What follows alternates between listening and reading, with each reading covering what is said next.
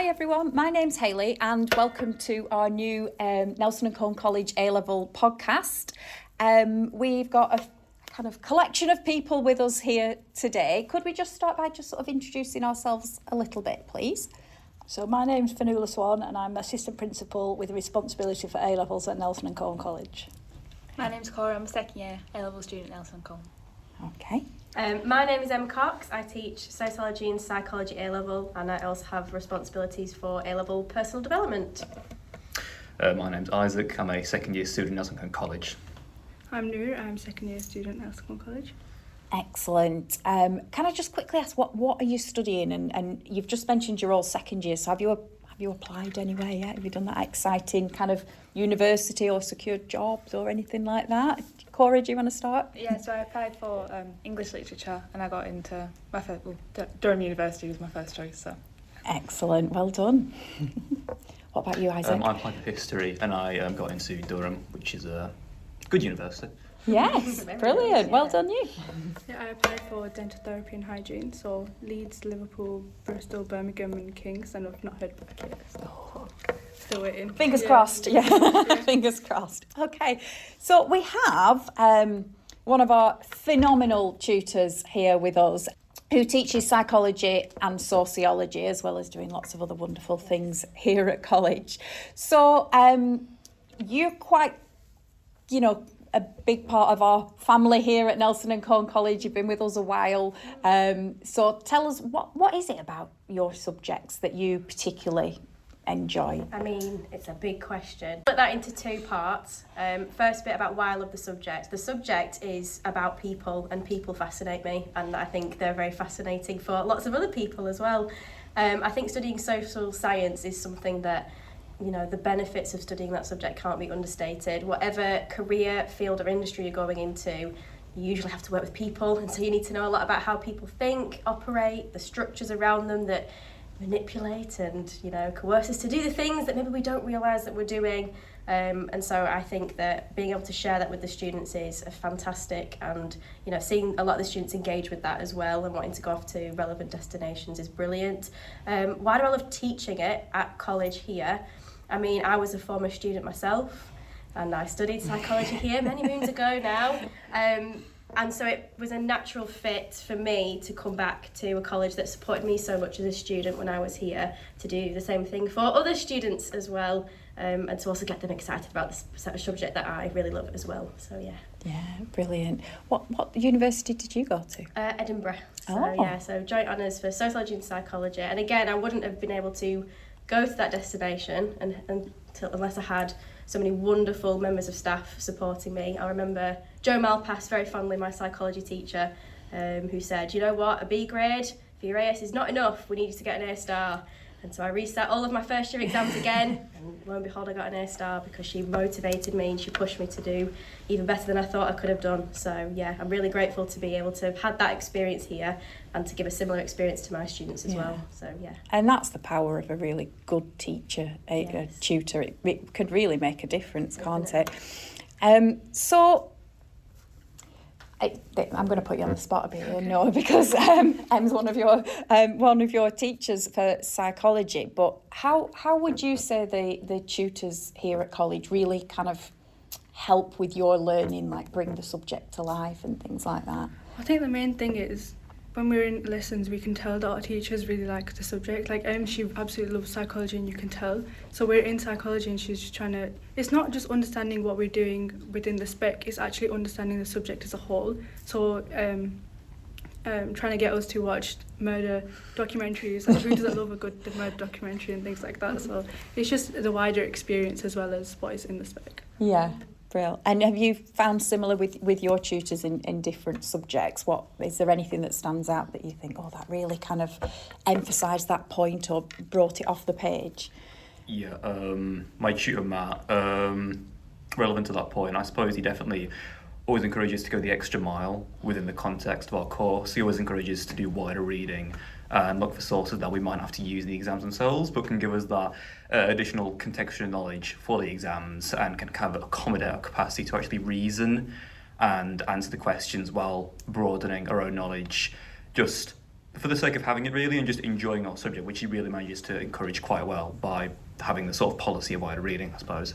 Yeah, that's really important, isn't it? Yeah. I mean, what we do inside these walls of college is fantastic, but broadening it out is really important too. I mean, I know we do lots of trips and things like that to kind of widen experiences. Have you? I mean, I trips know Em's planning a trip to Edinburgh University, using her contacts for alumni for interested students. Have you been on any of the ancient history trips? Oh, numerous trips. I've been on many trips, and they're often to lectures about subjects that aren't exactly entirely relevant to what we're doing in ancient history, but it's still linked to the overall course itself. But of course, that sort of policy of wider reading, it's broadening the knowledge and using that to factor into your course.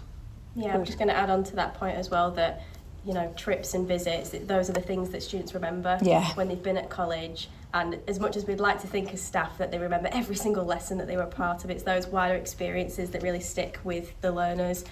So having an opportunity, like Isaac said there, to not necessarily go on a trip that is specifically related to a particular topic that you're studying, but to just give you that wider insight. I mean, those are the experiences that help solidify to students what destinations they want to go on to, what careers, where they want to work, how they want to work. If going to a museum might sound like, just a great day out, but somebody might go in there and think, I would love to do this as a living. I would love to share that experience with other people. And so having as many of those visits and opportunities as possible as a young person is fundamental to their next steps and destinations. It's knowing what's out there, isn't it? You can't kind of sometimes head towards something if you don't even know it exists. So it is really important. Something I really noticed when I started working here was that the tutors really, really support the students. Like, I know we say we have an open door policy, but they really know the names and they know how they learn best. And I know we have like different tailored study. Almost everyone has their own kind of study programme, don't they? Yeah, that's right. So we do put a lot of emphasis into that individualised support, whether that be drop-in workshops for students who need that extra support. Like you mentioned there, the staff rooms are places where students are welcome, and you'll see that. I see that when I go around the staff rooms, students getting one-to-one support from their individual teachers. Yeah. That's really important. Plus that preparation for next step support as well, and that interview practice that we've been talking about earlier on. Yeah, and everyone's timetable, I suppose, you could be studying the same A-level subjects as someone else, but your timetable might be slightly different if you were doing a pre-professional programme or you were on Scholars, or I know you do, you're involved in our EPQ. Yes. Not everyone will know what EPQ stands for. What's that? So Extended Project Qualification. So linking to a little bit of what we've said already, allowing students to do a qualification to actually find out a little bit more about something that they're interested in as well. And so the format of that is that students can write a 5,000 word dissertation. So again, being able to write a dissertation, those of you that have done EPQ will know, fantastic preparation for university study because a lot of that will be essay based. Yeah. But also creating artefacts, doing field reports and case studies, performances as well. And it's just a qualification that students can get. It gives them UCAS points for going to university. But again, it's also about exploring topics and questions that they're interested in. So a lot of EPQ is framed around a question. So maybe you've been in a history lesson or an English lesson or a psychology lesson, and your tutor has said something and you think, that's an interesting point. I wonder if there's any research on that. And so it's those kinds of things that EPQ allows you to explore, to investigate a question, to research and rationalise. So again, a fantastic thing that students can put onto their applications for UCAS, but their CVs as well for later on. Yeah, I hear from our links with universities and the work that I do that universities quite like the EPQ and the skills that it demonstrates, but also really importantly, the passion for their subject. That's what you kind of want to get across, and I'm sure you've got across in your interviews, because universities want someone that wants to study what they teach, don't they? What you're going off to do English, aren't you, at university? What's your EPQ been in? Yeah, so it's been on Jane Austen and her feminism, so that was a bit of sociology and English. And my first year English teacher was also my sociology teacher, so I could go to him and ask if it was actually good EPQ to do, and we talked about it, and he was always there to help, and I found it really good. And did you find that having done, a question to all of you really, having done the EPQ, for example. Did you talk about that in your university kind of interviews? Did you write about it in your applications? Like, did you have those skills or that subject knowledge that you could just ping out and yeah? Yeah, so it was I put it in my personal statement and then linked that with the Scholars programme, and because I'm really interested in like conversing and language, and so Jane Austen and feminism really helped with just I suppose that line, like trickle kind of like how I put all these ideas together and then came about with my personal statement in EPQ. So Excellent. merged. Oh, well done. So we hope you found this podcast useful. If you do want to know more about our A-level programmes here at Nelson and Colne College, then you can go to our website, apply online, speak to one of our school liaison team, myself, come to an event, or even just follow our socials.